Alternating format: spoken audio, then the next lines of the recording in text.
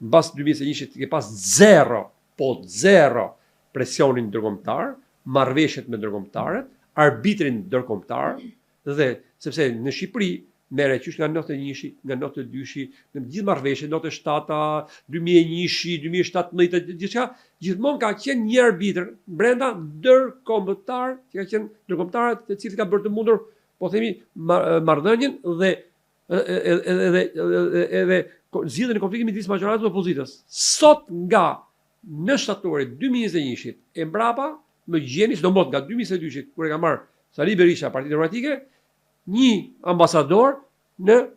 dyert e Partitë Demokratike.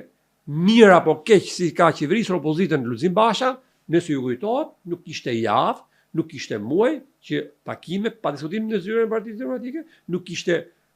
dreka darka me ambasadorët që tregonin për treguar situatën politike. Mos harroni që në marrëveshjet e famshme që ka qenë prezent në kohën e zotit Basha për si ndërkombëtarët, mos harroni që edhe çdo delegacion ndërkombëtar që vinte në BE-s apo Shtetet e Bashkuara të Amerikës, pavarësisht se që ka qenë gjithmonë edhe kur kemi qenë në majorancë, takohej majoranca, kryeministri takohej edhe lideri i opozitës. Më gjeni një rast të vetëm që të jetë takuar lideri i opozitës pra përgjatë këtyre viteve.